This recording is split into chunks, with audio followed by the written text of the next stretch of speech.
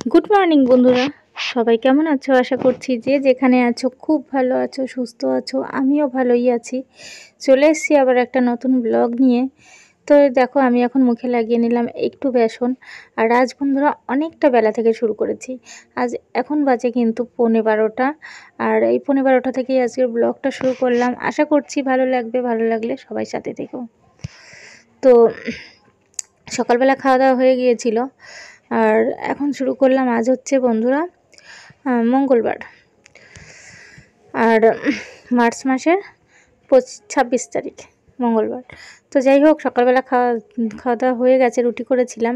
আর আজকে অনেকটা বেলা, 12:15 থেকেই ব্লগটা শুরু করলাম। তো মাত্র আধ ঘন্টা সময় হাতে নিয়ে সংসারের সমস্ত কাজ আমি যেভাবে গুছিয়ে করি, তো পরপর এভাবেই করতে থাকবো আর কি। বেশি সময় লাগে না যদি মন দিয়ে আর কি কাজ করা যায়। তবুও কাজগুলো সেরে রাখাই ভালো। প্রতিদিনের ধোয়া মোছা এগুলো যদি আমরা প্রতিদিন করে রাখি, তো তাহলে কিন্তু ঘরদোর খুবই পরিষ্কার আর পরিপাটিভাবে হয়ে থাকে, পরিষ্কার পরিচ্ছন্ন পরিপাটি থাকে। আর প্রতিদিনই কিন্তু যতই তোমরা পরিষ্কার করো না কেন, যদি একদিন না করো, ধুলো বা ওই যে মাকড়সার জাল এগুলো না হতেই থাকে আর কি, ঘরের মধ্যে ধুলো পড়বেই।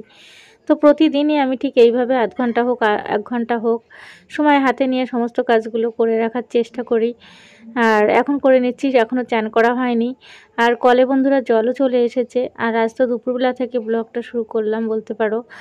অবশ্য মর্নিং এখনও আছে, 12:15 বাজেনি আর কি। তো ওই জন্য গুড মর্নিং বললাম, 12:15 মানে 12টা বাজেনি। তো যাই হোক, এই দেখো আমি এই সমস্ত কাজবাজ সেরে চান করে তারপর যাব দুপুরবেলা রান্নাবান্নার দিকে। আর বাবানের তো আজকে স্কুল ছুটি, ওই জন্য ও বাড়িতেই আছে। আর এখন বসে বসে ও একটু আর কি আমাকে ভিডিও করে দিচ্ছে, তোমরা বুঝতে পারছো। তো যাই হোক, আমি এই মোছা ধোয়াগুলো করে নিয়ে তারপরে গরম জল বসিয়ে দেবো, বাবানকে চান করিয়ে দেবো। বাবানের চান করা হয়ে গেলে তারপরে আমি নিজে চান করব। তারপর যাব রান্নাঘরের দিকে। জানি একটু দেরি হয়ে যাবে, তাও ম্যানেজ করে নেব। এ ঘরের কাজবাজগুলো না সেরে ও ঘরে যাব না আর কি। তো এইদিকে চান মানে কাজবাজ সারতে সারতে অনেকটা যেহেতু দেরি হয়ে যাবে, তারপরে আমি যদি চান না করি তাহলে আর কলে জল পাওয়া যাবে না, এই হচ্ছে ব্যাপার। ওই জন্য চান টান করে একবারে মানে এ ঘরের কাজবাজ সেরে আর কি ও ঘরে যাব। তো যাই হোক, কাজ তো প্রায় শেষের দিকে বন্ধুরা। আর ও ঘরেও এখনও অনেকগুলো কাজ আছে পরপর, তারপরে চান করব।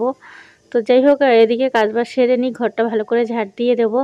কাজ হয়ে গেলে মোছা ধোয়ার কাজগুলো হয়ে গেল। আর নিজের জন্য তো মাঝে মধ্যেই ভাবি যে মুখে বেসন লাগানো তো খুবই ভালো, কিন্তু প্রতিদিন লাগাতে পারলে আরও ভালো। তো প্রতিদিন তো হয় না, বলতে পারো সপ্তাহে একদিনও লাগানো হয় না। তো অনেক দিন হয়ে গেছে সে লাগিয়েছিলাম, সেদিনও হয়তো তোমাদের সাথে শেয়ার করেছিলাম। তো যাই হোক, আজকে আবার একটু লাগিয়ে নিলাম। ভাবলাম লাগাতে যে অনেক সময় লাগে তা না, 5 মিনিটও সময় লাগে না আর কি। কিন্তু ওই যে একটা মানে অলসতা। যাই হোক, অনেকে আছে আমার মতন যে নিজের জন্য কিছুই করতে চায় না।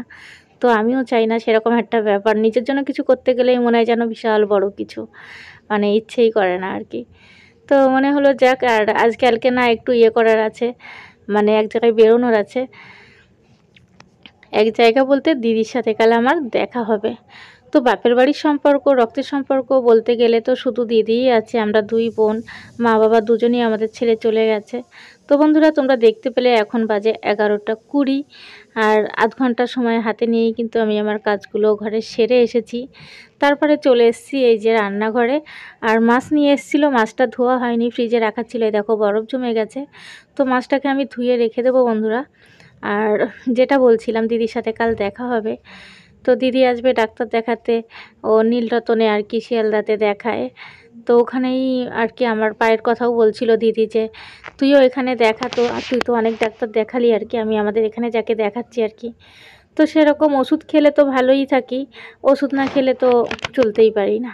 তাহলে এভাবে আর কিভাবে রোগ সারবে বলো? তো ওই জন্য ও যেখানে দেখাচ্ছে আমাকে বলল তুইও ওখানে দেখা। তাই ওখানে যাব, দিদির সাথে অনেক দিন পর দেখা হবে। আর এদিকে আমি দেখো চান করে চলে এসেছি, একটু ক্রিম লাগিয়ে নিলাম আর একটা টিপ পরে নিলাম। চলে এসেছি বন্ধুরা রান্নাঘরে। তো রান্না হবে, এই যে ঢ্যাঁড়স নিয়ে এসেছিলো অনেক দিন আগে। তো ঢ্যাঁড়সগুলো একটু শুকনো টাইপের হয়ে গেছে আর কি। ঢ্যাঁড়স আলু দিয়ে মাছ দিয়ে একটা ঝোল। আর আর এখানে করব সোয়াবিন নিয়ে এসেছি, সোয়াবিনের তরকারি, মানে সোয়াবিন কষা করব আর কি। তো এটা কিন্তু আমি কালকের জন্য করে রাখবো। কালকে যেহেতু আমরা ভোরবেলা বেরোবো, ভোরবেলা বলতে ওই 6:30 থেকে 7টার মধ্যে বেরিয়ে পড়বো। তো কিছু খাবার বানিয়ে নিয়ে যাব, রাস্তাঘাটে না খাওয়ার থেকে ঘর থেকে খাবার বানিয়ে নিয়ে যাওয়াই ভালো। অত সকালে তো আর খেয়ে দিয়ে বেরোবো না, ওই জন্য সোয়াবিনটা কষা করে রাখবো আর একটু রুটি করে রাখবো। ওটা সকালবেলা তরকারিটা গরম করে নিয়ে আর রুটি ব্যাস নিয়ে যাব, তো ওখানে খেয়ে নেব। আর কি বলো তো, বাইরে তাহলে আর কিনে খেতে হবে না, ঘরে রান্নাবান্না নিয়ে যাব। ওই জন্য পেঁয়াজ কুচিয়ে নিলাম, আলু কেটে নিলাম, আর মাছের ঝোলটা হয়ে গেলেই বাস আর সোয়াবিনটা করব। আর এখন বেজে গিয়েছে বন্ধুরা 1টারও বেশি, মানে অনেকটাই লেট হয়ে গেছে আজকে। তো চলে এসেছি এঘরে একটু মশলা করতে, আদা পেঁয়াজ রসুন কাঁচা লঙ্কা, না রসুন দিইনি, পেঁয়াজ বেটে নিয়ে চলে এসেছি। আর এদিকে সোয়াবিনটাও গরম জলে দেখো দিয়েছিলাম, বেশ সুন্দরভাবে সেদ্ধ হয়ে গেছে আর নামিয়ে নিয়েছি। আর এখানে মশলাটাকে দেখো ভালো করে কষিয়ে নিচ্ছি, কষিয়ে নিয়ে তারপরে আমি নুন চিনি হলুদ সবই দিয়েছি আর কি। তারপরে সোয়াবিন আলুটা দিয়ে আবার একটু কষিয়ে নেব, তারপরে দেবো ঝোল। যেহেতু এটা খুব কষা কষা টাইপের রান্না করব আর রুটির সাথে খাবো, ওই জন্য এটা করে রেখে দিচ্ছি। এখন তো প্রায় তাও 1টার বেশি বাজে বললাম তোমাদের। তো এখন করে রেখে কি বলো তো, ঠান্ডা হয়ে গেলে আমি ফ্রিজে রেখে দেবো, কাল সকালে গরম করে নিয়ে যাব। তারপরে এখানে মশলার কৌটোগুলো দেখো সুন্দর করে গুছিয়ে রেখে দিলাম, কারণ রান্নাবান্না তো ওদিকে প্রায় রেডি। আর এদিকে এই যে ভাতের হাঁড়িটাও মাজা হয়ে গেছে, প্রেশার কুকারটা সব সুন্দর করে এখানে রেখে দিই আর কি। নোড়াটা শিলটা তো আর ব্যবহার করি না, নোড়াটা দিয়ে একটু ওই জিরে থেতো করা হয়, রসুন থেতো করা হয়, ওই জন্য নোড়াটা ব্যবহার করা হয়, নোড়াটা আর কি। আর এদিকে যে বাসনগুলো হয়েছিল, এই যে মিক্সচারের বাটিটা, তারপরে সবজি ধোয়ার এই লাল বাটিটা, যাই হোক এগুলোও ধুয়ে রেখে দিলাম। আর তরকারিটা এদিকে প্রায় রেডি, সোয়াবিন কষা। এবার আমি মশলাটা দিয়ে নামিয়ে নেব। এখানে দেখো শুকনো খোলায় গোটা গরম মশলা আর জিরে ভেজে নিয়ে দেখো আমি এই যে গুঁড়ো করে নিয়েছি, নামিয়ে দিলাম তরকারিটা খেতে কিন্তু বেশ ভালো হয়েছিল। প্রথম দিন মানে ভাতের সাথে আর কি খেয়েছিলাম একটু, তো পরের দিন কি বলো তো, ওই কালকে মানে কিছুটা খেয়েছিলাম আর কি, ভালোই হয়েছিল। পরে নুন টান লাগছিল আর কি, যেটা বলতে চাইছিলাম। তো যাই হোক, রুটির সাথে খাওয়ার সময় নুনটা টান লাগছিল আর কি, আর কিচ্ছু নয়। আর এদিকে মোছামুছিগুলো করে নেবো। আর ভীষণ গরম লাগছে, চ্যান করেছি তাও মনে হচ্ছে যেন চ্যান করিনি, আজকে এতটা গরম পড়ে গেছে। এই যে গরমকাল এলো আর যেন কোনো কিছুই ভালো লাগবে না, শুধু ঘাম আর ঘাম, আর মানে কি বলবো, শরীরের মধ্যে একদম ভালো লাগে না। তো যাই হোক, এবার আছে অল্প কিছু বাসন, রান্নার যে কড়াইটা আছে, আটা খুন্তি আছে আর কি, ওগুলো মেজে নেব। কলের জলও চলে গিয়েছে, তাও প্রায় 1:30টার বেশি বাজে, 1:45 বাজতে চলেছে বন্ধুরা। তো এগুলো মেজে ধুয়ে রান্নাঘরটা পরিষ্কার পরিচ্ছন্ন করে রেখে দিলে আর কি চাপ থাকবে না। তারপরে ঘরে গিয়ে খেয়ে দিয়ে বাসনটা মেজে আবার একটু শুতে পারবো, কারণ খাওয়ার পরের বাসনগুলো আমি মেজে রাখি, কাজ ফেলে একদমই রাখি না, ভালো লাগে না আর কি। তো বাসনটা মেজে নেব। বাবান তো বারে বারে বলছে মা কখন খেতে দেবে। তা আমি বললাম ঠিক আছে, কাজ যখন হয়ে গেছে এইটুকু বাসন আছে, মেজে নিয়ে গিয়ে পরে খেতে দেবো, তুমি বসো। যেমন গরম তেমনি মশা, মানে কি আর বলবো বলো, খুব গরম পড়ে গেছে। আবার চলে এসেছি এ ঘরে, ফ্রিজে মাংস ছিল, বাবান বললো মাংস খাবে, মাংসটাও একটু গরম করে নিয়েছি, আমি আর খাবো না, ওই খাবে। আর এখানে এই যে ভেন্ডি দিয়ে, আমি ভেন্ডি বলি আর কি, ঢেঁড়স দিয়ে মাছ দিয়ে ঝোল, সোয়াবিন কষা, ভাত। আর বাবান বলেছিল মাছ ভাজা খাবে, ওর জন্য মাছ ভাজা। এই যে বসে পড়েছি খেতে, খিদেও পেয়ে গেছে, খুব জোরই খিদে পেয়ে গেছে। প্রায় বাজে 2:30 মতো, অনেকটা দেরি হয়ে গেছে, এতটা লেট কখনোই হয় না। খাওয়া দাওয়া সেরে পরে আবার আসছি। গুড ইভিনিং বন্ধুরা, এখন বাজে বন্ধুরা 6:15, অনেকক্ষণ পরে এসেছি, আটা মেখে নিয়ে চলে এসেছি। এই যে বললাম রুটি করে রাখবো, আর এখনই রুটিটা করে রাখবো আর কি, বেশি রাত করব না। রাতে তো রান্নাঘরের আসার আমার সেরকম একটা অভ্যাস নেই আর কি, রান্নাবান্না দুপুরে যা করি বেশিরভাগ দিনে সেটাই রাতে খাওয়া হয়। তো ভাবলাম রুটিটাও তাড়াতাড়ি করে নিয়ে যাই, তাহলে বাবানের টিফিনেও রুটি খাওয়া হবে। বাবানকে আর কি সন্ধ্যাবেলা কিছু খাওয়াবো, বাবানের তো আজকে স্কুলও ছুটি ছিল, পড়াও ছুটি আছে, ঘরেই আছে আর কি।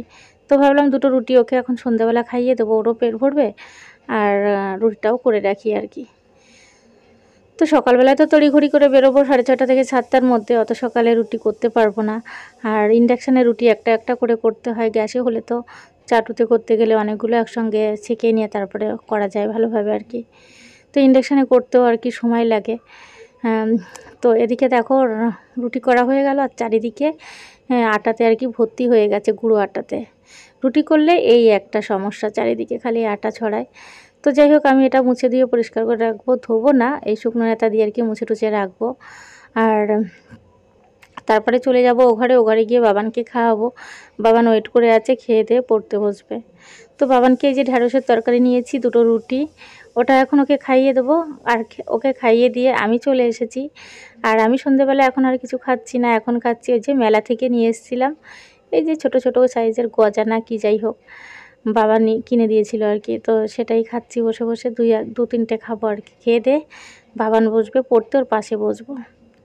তো বন্ধুরা অনেকক্ষণ বাদে আবারও চলে এলাম, এখন বাজে 9:45। আর আমি ভাবছি রাতে আজকে একটু চুল বেঁধে রাখি আর কি। তো চুলটাকে যে বেরোনি করে নিচ্ছি, আর বাবান করছে ক্যারাম খেলছে আর কি একা একা। তো আমাকে বললো মা আমার সঙ্গে একটু খেলো, তো ওর সঙ্গে একটু খেলবো। আর আজকের ব্লগটাও আমি এখনই শেষ করছি বন্ধুরা। ভালো লাগলে অবশ্যই একটা লাইক করবে। তোমরা সবাই অনেক ভালো থেকো, সুস্থ থেকো, সাবধানে থেকো।